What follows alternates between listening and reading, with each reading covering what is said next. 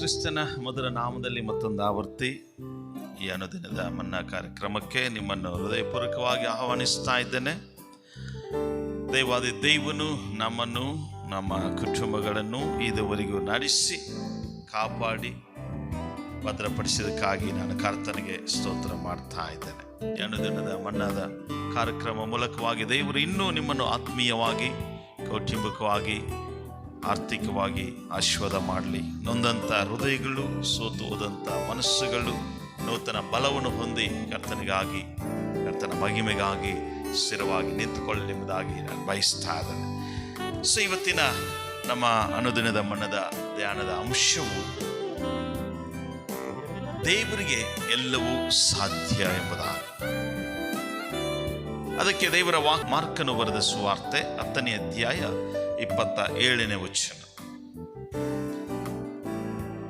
ಯಾರಿಗೆ ರಕ್ಷಣೆಯಾದೀತು ಎಂದು ತಮ್ಮೊಳಗೆ ಹೇಳಿಕೊಳ್ಳಲು ಯೇಸು ಅವರನ್ನು ದೃಷ್ಟಿಸಿ ನೋಡಿ, ಇದು ಮನುಷ್ಯರಿಗೆ ಅಸಾಧ್ಯ, ದೇವರಿಗೆ ಅಸಾಧ್ಯವಲ್ಲ, ದೇವರಿಗೆ ಎಲ್ಲವೂ ಸಾಧ್ಯವೇ. ಕರ್ತನಲ್ಲಿ ಪ್ರಿಯ ದೇವಚನವೇ, ಈ ಭೂಮಿ ಮೇಲೆ ಅನೇಕ ಕಾರ್ಯಗಳಿದಾವೆ. ಈ ಭೂಮಿ ಮೇಲಿರುವಂಥ ಕಾರ್ಯಗಳಲ್ಲಿ ದೇವರಿಂದ ಸೃಷ್ಟಿಯಾದಂಥ ಮಾನವನು ಅನೇಕ ಕಾರ್ಯಗಳನ್ನು ತನ್ನ ಸ್ವಂತ ಜ್ಞಾನದಿಂದ, ಬಲದಿಂದ, ತನ್ನ ಒಂದು ಬುದ್ಧಿವಂತಿಕೆಯಿಂದ ಕಾರ್ಯಗಳನ್ನು ಅವನು ಸಾಧ್ಯವಾಗಿ ಮಾಡಲಿಕ್ಕೆ ಇಷ್ಟಪಡ್ತಾನೆ. ಹಾಗೆ ಅನೇಕ ಕಾರ್ಯಗಳನ್ನು ಸಹ ಅವನು ಸಾಧ್ಯವಾಗಿ ಮಾಡಿಕೊಳ್ಳುತ್ತಾನೆ. ಅದರಲ್ಲಿ ದೇವರ ವಾಕ್ಯ ಹೇಳ್ತಾ ಇದೆ, ಯೇಸು ಸ್ವಾಮಿ ಹೇಳ್ತಾ ಇದ್ದಾರೆ ಏನಂದ್ರೆ, ಇದು ಮನುಷ್ಯರಿಗೆ ಅಸಾಧ್ಯ, ದೇವರಿಗೆ ಮಾತ್ರ ಸಾಧ್ಯ ಎಂಬುದಾಗಿ ಹೇಳ್ತಾ ಇದ್ದಾನೆ. ಅಂದ್ರೆ ಮನುಷ್ಯರಿಗೆ ಅಸಾಧ್ಯವಾದ ಕಾರ್ಯ ಈ ಭೂಮಿ ಮೇಲೆ ಒಂದು ಇದೆ, ಅದು ದೇವರು ಮಾತ್ರವೇ ಅದನ್ನು ಸಾಧ್ಯ ಮಾಡಬೇಕು. ಕರ್ತನಲ್ಲಿ ಪ್ರಿಯ ದೇವಚ, ಏನಿದು ಮನುಷ್ಯರಿಗೆ ಅಸಾಧ್ಯವಾದ ಕಾರ್ಯ ದೇವರಿಗೆ ಸಾಧ್ಯ, ಯಾವುದದು? ಸೊ ಅದರ ಬಗ್ಗೆ ಇವತ್ತು ನಾವು ಧ್ಯಾನ ಮಾಡಿಕೊಳ್ಳೋಣ. ಅದು ಪ್ರತಿಯೊಬ್ಬ ಮನುಷ್ಯನಿಗೆ, ಪ್ರತಿಯೊಬ್ಬ ಮಾನವನಿಗೆ ಬಹಳ ಅವಶ್ಯವಾದಂಥ ಕಾರ್ಯವು. ಪ್ರತಿ ಮನುಷ್ಯನಿಗೆ ಅವಶ್ಯ ಇರುವಂಥ ಈ ಕಾರ್ಯವನ್ನು ಮನುಷ್ಯರಿಂದ ಮಾಡಲಿಕ್ಕೆ ಅಸಾಧ್ಯ, ದೇವರು ಮಾತ್ರವೇ ಈ ಕಾರ್ಯವನ್ನು ಮಾಡಿ ಮುಗಿಸಬೇಕಾಗಿದೆ. ಏನಪ್ಪ ಅದು? ನೋಡಿ, ಈ ಲೋಕದಲ್ಲಿ ಮನುಷ್ಯನು ಹಣ ಸಂಪಾದಿಸಬಹುದು, ಆಸ್ತಿ ಸಂಪಾದಿಸಬಹುದು, ಅಂತಸ್ತು ಸಂಪಾದಿಸಬಹುದು, ದೊಡ್ಡ ಹೆಸರು ಸಂಪಾದಿಸಬಹುದು. ಈ ಲೋಕದಲ್ಲಿ ಅನೇಕ ದೊಡ್ಡ ದೊಡ್ಡ ಕಾರ್ಯಗಳನ್ನು ಮನುಷ್ಯನು ಮಾಡಿ ತನ್ನ ಒಂದು ಬುದ್ಧಿವಂತಿಕೆ, ತನ್ನ ಸಾಮರ್ಥ್ಯವನ್ನು ತೋರಿಸ್ತಾನೆ. ಮನುಷ್ಯನಿಗೆ ಅಸಾಧ್ಯವಾದ ಕಾರ್ಯ ಇಲ್ಲೆಂಬುದಾಗಿ ತಿಳ್ಕೊಂಡು ಅನೇಕ ಕಾರ್ಯಗಳನ್ನು ಮಾಡ್ತಾ ಇದ್ದಾರೆ. ಎಂತೆಂಥ ದೊಡ್ಡ ವಿಜ್ಞಾನ ಕಂಡುಹಿಡಿದಿದ್ದಾರೆ, ಎಂತೆಂಥ ದೊಡ್ಡ ಒಂದು ವಿಷಯಗಳನ್ನು ಅವರು ತಮ್ಮ ಜ್ಞಾನದಿಂದ, ಶಕ್ತಿಯಿಂದ, ಬುದ್ಧಿವಂತಿಕೆಯಿಂದ ಮಾಡಿದ್ದಾರೆ.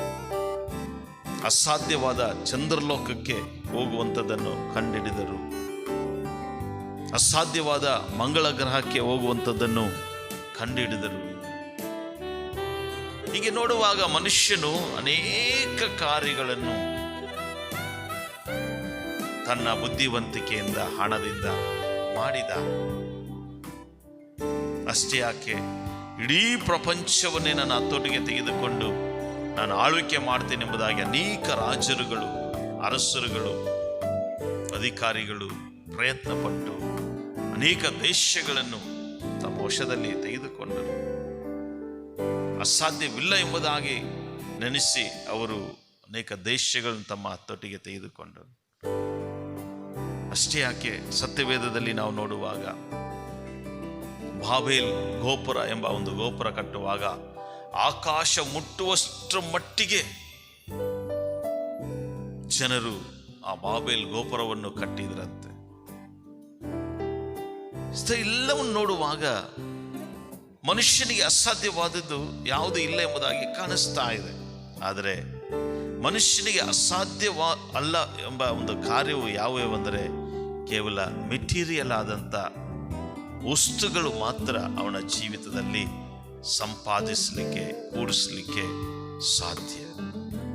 ಹಣವಾಗಿರ್ಬೋದು, ಬೆಳ್ಳಿ ಬಂಗಾರವಾಗಿರ್ಬೋದು, ಅಂತಸ್ತಾಗಿರ್ಬೋದು, ಆಸ್ತಿ ಪಾಸ್ತಿಗಳಾಗಿರ್ಬೋದು, ಬೇರೆ ಗ್ರಹಗಳಿಗೆ ಹೋಗುವಂಥದ್ದಾಗಿರ್ಬೋದು, ಕೇವಲ ತನ್ನ ಒಂದು ಜ್ಞಾನ ಹಣವನ್ನು ಉಪಯೋಗಿಸಿ ಈ ಕಾರ್ಯಗಳನ್ನು ಸಾಧಿಸಬಹುದು. ಆದರೆ ಇದೇ ಅಂತಿಮವಾದಂಥ ಕಾರ್ಯ ಅಲ್ಲ. ಮನುಷ್ಯನಿಗೆ ಕೇವಲ ಮೆಟೀರಿಯಲ್ ಒಂದು ವಸ್ತುಗಳು ಮಾತ್ರ ಅವನಿಗೆ ತೃಪ್ತಿಯಾಗಲಿ ಪರಿಪೂರ್ಣವಾಗಲಿ ಕೊಡಲಿಕ್ಕೆ ಸಾಧ್ಯವಿಲ್ಲ. ಮನುಷ್ಯನು ತನ್ನ ಜ್ಞಾನ ಹಣದಿಂದ ಕೇವಲ ವಸ್ತುಗಳನ್ನು ಎಷ್ಟು ಬೇಕಾದರಷ್ಟು ಸಂಪಾದಿಸಬಹುದು, ಏನು ಬೇಕಾದರೂ ಅವನು ಸೃಷ್ಟಿಸಬಹುದು. ದೇವರು ಮನುಷ್ಯನನ್ನು ರೂಪಿಸಿದ ಹಾಗೆ ಈ ಭೂಮಿ ಮೇಲಿರುವ ಮನುಷ್ಯನು ತನ್ನ ಜ್ಞಾನ ತನ್ನ ಹಣವನ್ನು ಉಪಯೋಗಿಸಿ ರೋಬೋಟುಗಳನ್ನು ಮಾಡಲಿಕ್ಕೆ ಪ್ರಯತ್ನ ಮಾಡ್ತಾ ಇದ್ದಾರೆ. ಮನುಷ್ಯರ ಹಾಗೆ ಅವುಗಳು ಕೆಲಸ ಮಾಡುವಂಥದ್ದನ್ನು ಮಾಡ್ತಾ ಇದ್ದಾರೆ. ಆದರೆ ಮನುಷ್ಯನಿಗೆ ಅಸಾಧ್ಯವಾದಂಥ ಕಾರ್ಯಗಳು ಕೆಲವು ಇದಾವೆ. ಅದೇನೆಂದರೆ ಅದು ದೇವರು ಮಾತ್ರವೇ ಮಾಡಬೇಕು. ಏನಪ್ಪ?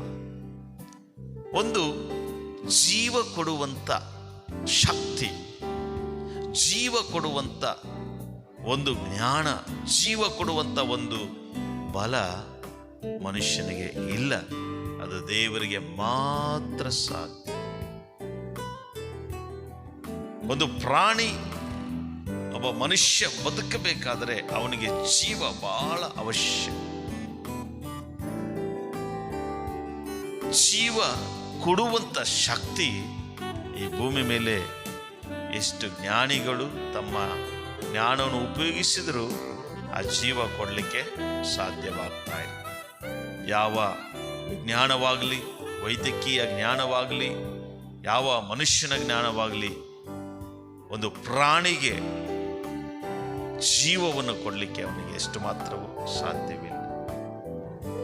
ಇದುವರೆಗೂ ಪ್ರಯತ್ನ ಮಾಡ್ತಾ ಇದ್ದಾರೆ, ಆದರೆ ಅದು ಸಾಧ್ಯವಾಗ್ತಾ ಇಲ್ಲ. ಯಾವುದೇ ವಸ್ತುಗೆ ಆಗಲಿ, ಯಾವುದೇ ಒಂದು ಪ್ರಾಣಿಗಾಗಲಿ ಜೀವ ಕೊಡುವಂಥ ಶಕ್ತಿ ಅದು ದೇವರಿಗೆ ಮಾತ್ರ ಇದೆ. ಆತನಿಗೆ ಮಾತ್ರ ಅದು ಸಾಧ್ಯ. ಅದಕ್ಕೆ ದೇವರ ವಾಕ್ಯ ಹೇಳ್ತಾ ಇದೆ, ದೇವರು ನೆಲದ ಮಣ್ಣಿಂದ ಮನುಷ್ಯನನ್ನು ಸೃಷ್ಟಿ ಮಾಡಿ ತನ್ನ ಶ್ವಾಸವನ್ನು ಅದರೊಳಗಡೆ ಊದಿದಾಗ ಆ ಒಂದು ಮನುಷ್ಯನು ಬದುಕುವಂಥ ಒಂದು ಪ್ರಾಣಿಯಾದನು. ಅವನಿಂದ ಅನೇಕ ಮಾನವ ಸಂತತಿ ಭೂಮಿ ಮೇಲೆ ಉಂಟಾಯಿತು ಎಂಬುದಾಗಿ ನೋಡಿ. ಮನುಷ್ಯರಿಗೆ ಅಸಾಧ್ಯವಾದಂಥ ಮೊದಲನೇ ಕಾರ್ಯ ಸಾಧ್ಯ ದೇವರಿಗೆ ಏನೆಂದರೆ ಜೀವ ಕೊಡುವಂಥದ್ದು. ಮಾನವನಿಗೆ, ಪ್ರಾಣಿಗಳಿಗೆ, ಬದುಕುವಂಥವುಗಳಿಗೆಲ್ಲವೂ ಸಹ ಜೀವ ಕೊಡುವಂಥ ಅಧಿಕಾರ, ಶಕ್ತಿ, ಮಹಿಮೆ ಅದು ದೇವರಿಗೆ ಮಾತ್ರ ಇದೆ. ಅದಕ್ಕೆ ಆತನಿಗೆ ನಾವು ಕರಿತೇವೆ ಸೃಷ್ಟಿಕರ್ತನಾದ ದೇವರು ಎಂಬುದಾಗಿ, ಜೀವ ಕೊಡುವ ದೇವರೆಂಬುದಾಗಿ.